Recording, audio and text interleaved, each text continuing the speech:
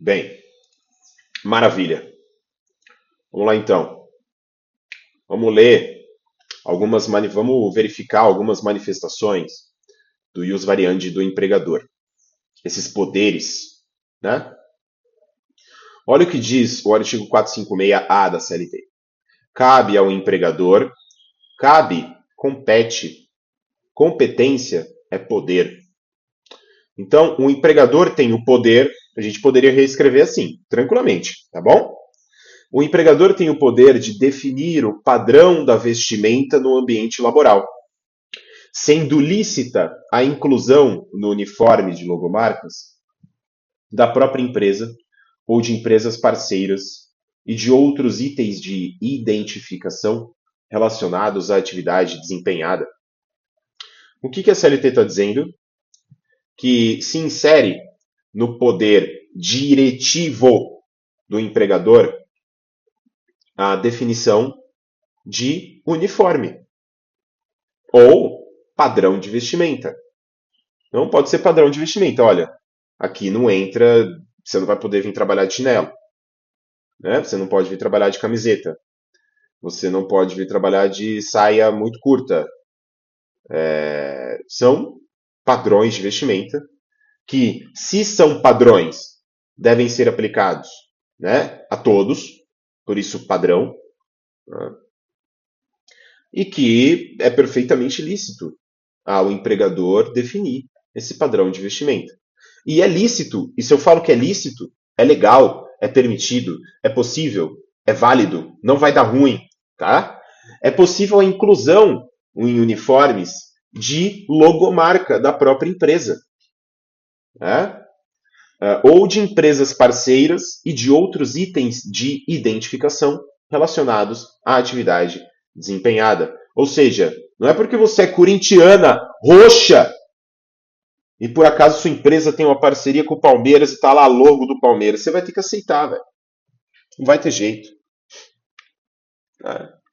Agora, eu preciso que você entenda que, como acontece em todos os casos, em todos os poderes do empregador, esse poder aqui de definição de vestimenta, ele encontra limites. Ele encontra limites na própria lei, ele encontra limites nos princípios do direito do trabalho, ele encontra limite nos bons costumes, né? Se der para se falar alguma coisa desse, mas eu acho que a gente pode falar de bom senso.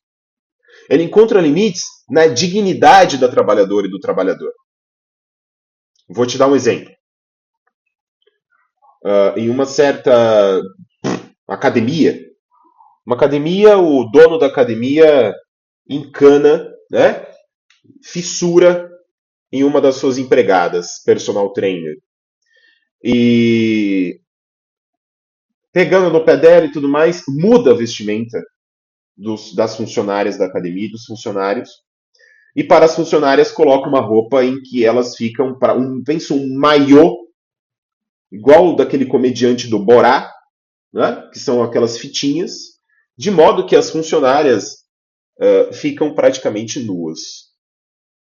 E assim o empregador pode satisfazer a sua lascívia, né, por outros meios. Perceba, esse é um caso que eu estou te dando aqui que não pode ser admitido, né, e não pode se invocar o artigo 456A para falar que pode fazer um tipo de coisa dessa. Isso é um atentado à dignidade da trabalhadora. Isso é um atentado às normas de proteção ao trabalho da mulher que existem na CLT. Tá? Então, esse poder ele não pode ser exercido assim, descontroladamente, do jeito que o empregador quiser. Existem limites. Tá? Então, a gente está falando aqui de bom senso. Vamos pensar outro exemplo, uma logomarca que seja ofensiva, né? Algo do tipo assim, não sei. E a pessoa se sente desconfortável de usar aquilo. Mas assim, tem que ser grave, né? Tem que ser grave. Tem que ofender a dignidade. Tem que, às vezes, mostrar alguma coisa ilícita na logomarca, né? E então, talvez aí também hajam limites. Tá? Mas a regra é essa. A regra é que pode. Tá? Aí a gente vai para o artigo 474 da CLT, que vai dizer o seguinte: a suspensão do empregado por mais de 30 dias consecutivos, importa, ou seja, resulta, tem como consequência a rescisão injusta do contrato de trabalho, ou seja, uma demissão sem justa causa. E aí você pode me perguntar, por que isso, Guilherme? Por que um limite desse? Pessoal, já aconteceu muito de empregados, porque às vezes, inclusive, estavam lutando por seus direitos, serem punidos com suspensões de 90, 120, né, 180 dias. E nesses períodos de 3, 6, 9 meses, né, 3, 4, 9 meses, 6 meses, esse empregado, essa empregada ficava sem salário. E sem poder trabalhar para outra pessoa, porque estava com o contrato de trabalho ali. Ninguém ia contratar ela para demitir ela um mês depois. Essa pessoa. Então, a suspensão por mais de 30 dias, deixar o empregado por mais de 30 dias sem o salário, a própria lei reconhece que é proibido. E, portanto, se por acaso você foi suspenso por mais de 30 dias, se considera que a relação de emprego foi finda, né? Acabou, mas por iniciativa do empregador e sem justa causa, ou seja, as verbas que você recebe são muito superiores à verba que você receberia caso fosse demitido ou demitida por justa causa, com justa causa. Essa é a grande diferença. Você tem muito mais direitos quando você é demitido ou demitida sem justa causa do que quando com justa causa. E no caso de uma suspensão por mais de 30 dias, isso significa demissão sem justa causa. Maravilha? Maravilha, seguimos. Aí nós temos aqui as hipóteses de justa causa. Eu trouxe o artigo 482 para você ver. São muitas hipóteses. Mas são essas. São essas. Tá? Ato de improbidade. O que é improbidade? Improbidade é o oposto de probidade e probidade é honestidade. Ato de improbidade é ato de desonestidade. Incontinência de conduta, conduta errática, conduta desrespeitosa, mau procedimento, né? Não obedece os procedimentos da empresa. Negociação habitual por conta própria ou alheia, sem permissão do empregador, né? Quando for constituir ato de concorrência à empresa ou prejudicial ao serviço. É você fazer negócio por fora com a concorrência, beneficiar a concorrência, trabalhar para a concorrência. Condenação criminal do empregado, passada em julgado, ou seja, esgotou os recursos, caso não tenha havido suspensão da execução da pena, ou caso não haja pena de prisão. Né? A CLT de 42, a pena de prisão era a única pena que existia. Então, hoje em dia temos pagamento de cesta básica, prestação de serviço à comunidade, frequência de curso ou de igreja. Né? E nesse caso você vai poder trabalhar. Você não vai poder trabalhar se você não puder ir trabalhar porque você está preso. Foi condenado a 5 anos de prisão. Como é que você vai? Não, mas espera aí. Porra. Não dá, né? Tá. Desídia no desempenho das funções. Desídia é fazer de mau jeito, fazer nas coxas, preguiça, embriaguez habitual em serviço, chegar chapada no trabalho, violação do segredo da empresa, né? Você trabalha num lugar que tem alguma tecnologia que só elas conhecem, ou vai lançar um produto novo e você vai lá e manda para o concorrente. Ato de indisciplina ou insubordinação, né? Desobediente, desrespeitoso. Abandono de emprego, não vai trabalhar. Ato lesivo da honra ou da boa fama praticado no serviço contra qualquer pessoa. Então veja, é você xingar, xingar, difamar, bater, esse tipo de coisa, salvo legítima defesa, é justa causa. Ofensa, agora a mesma coisa, agora contra o patrão diretamente, salvo legítima defesa. Então veja que são todas situações em que pode haver a justa causa. Não significa que isso aconteceu e você já está demitido por justa causa. significa que o empregador, a empregadora, está autorizado pela lei a te demitir por justa causa. É isso que significa. Então, é uma opção do empregador e essa opção só é autorizada caso se esteja diante de alguma dessas situações. Maravilha? Maravilha. Olha só, outra manifestação do ius variandi do empregador. Esse aqui é um julgado do TST. Vamos ler, eu vou ver se eu consigo me minimizar. Pronto, sumi. Alteração da jornada de trabalho. Manifestação do ius variandi do empregador. Esse é o tema do julgado.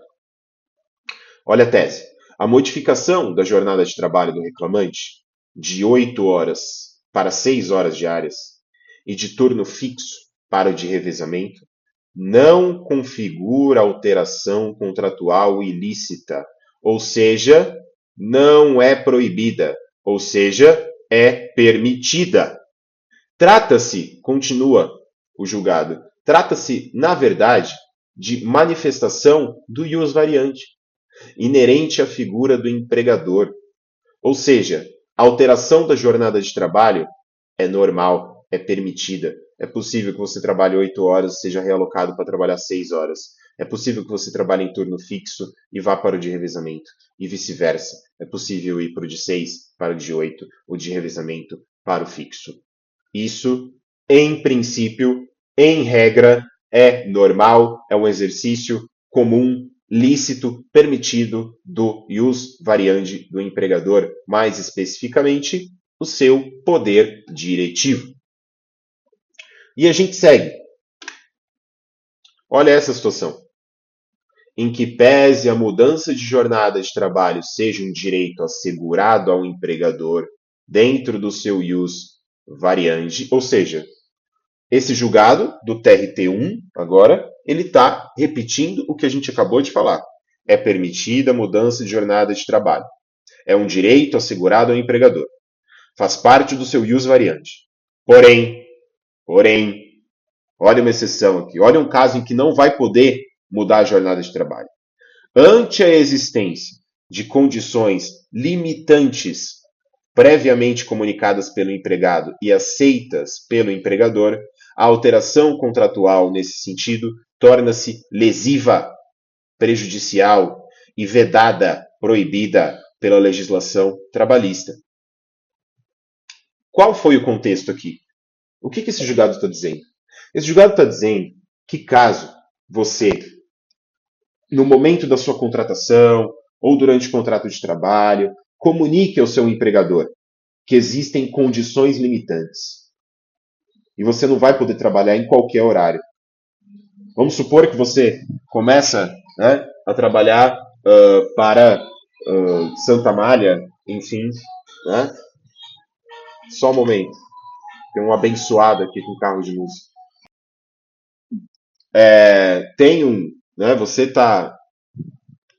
Você foi contratado para Santa Amália, auxiliar administrativo, assistente administrativo, mas você informa que depois, né, você já é formada. Ah, não, né? Você vai trabalhar com segurança do trabalho em Santa Maria. Vou falar assim, que esse é o curso.